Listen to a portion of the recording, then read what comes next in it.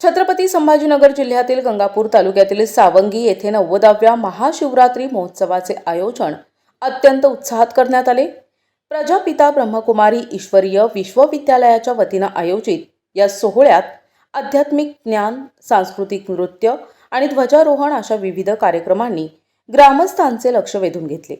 शिवरात्रीचे वास्तविक महत्त्व आणि मानवी जीवनातील सदाचाराचे स्थान यावर यावेळी विशेष प्रकाश टाकण्यात आला।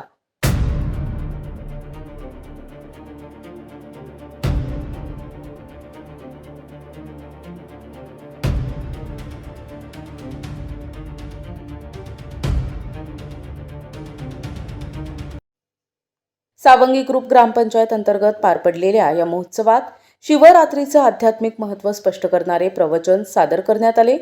केवळ पूजा अर्चाच नव्हे तर नृत्याच्या माध्यमातून आध्यात्मिक ज्ञानाची मांडणी करत उपस्थित भाविकांना मंत्रमुग्ध करण्यात आले। यानंतर मोठ्या थाटात ध्वजारोहण समारंभ पार पडला। कार्यक्रमादरम्यान तज्ञांनी शिवतत्व, आत्मशुद्धी आणि जीवनात सदाचार कसा अंगीकारावा यावर सखोल मार्गदर्शन केले। या सोहळ्याला सावंगी गावातील मान्यवर, महिला मंडळ, तरुण वर्ग आणि चिमुकल्यांची मोठी उपस्थिती होती। आध्यात्मिक कार्यक्रमानंतर उपस्थित सर्व ग्रामस्थांसाठी महाप्रसादाचे आयोजन करण्यात आले होते, ज्याचा सर्वांनी लाभ घेतला। या मंगलमयी प्रसंगी वैजापूर केंद्राच्या संचालिका कमल दिदी, मनीषा दिदी, मीरा दिदी यांच्यासह अर्जुन बोडखे, राम कायंदे आणि इतर पदाधिकारी उपस्थित होते। संपूर्ण कार्यक्रम शिवभक्तिमय आणि शिस्तबद्ध वातावरणात पार पडल्याने ग्रामस्थांनी ब्रह्मकुमारी संस्थेचे आभार व्यक्त केले आहेत। ब्रह्मकुमारी संस्थेच्या या उपक्रमामुळे सावंगी परिसरात आध्यात्मिक चैतन्य निर्माण झाले असून भक्ती आणि ज्ञानाचा हा अनोखा संगम ग्रामस्थांसाठी अविस्मरणीय ठरला आहे। उत्सवात साजरा केला त्या संदर्भात आपण सर्वांना काय संदेश दिला?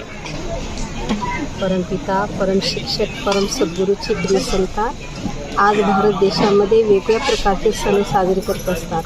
सगळ्यात श्रेष्ठ महाशिवरात्री पावन पर्व परमात्मा ह्या सृष्टीवरती स्वयंभू आलेला आहे आणि आपल्या आत्म्याला ज्ञान देऊन अंधकारापासून मुक्त करत आहे आणि 5 विकारापासून मुक्त करण्यासाठी हे ज्ञानेश्वरी ज्ञान देत आहे। तर महान पावन पर्व शिवरात्री सगळ्यात श्रेष्ठ महान सण आहे आणि त्या निमित्ताने आज लोक उपवास करतात, जागरण करतात आणि व्रत करतात। व्रत आहे की मनुष्य जीवनामध्ये सुख शांती वृत्ती परिवर्तन करणे। उपवास आहे ऊपर रहने वाले के पास रहना, परमात्म्याजवळ निवास करणं आणि जागरण म्हणजे आत्म्याचं जागरण।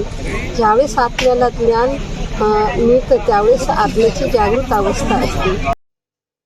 प्रतिनिधी रमेश नटके, NTV न्यूज मराठी, गंगापूर, छत्रपती संभाजीनगर।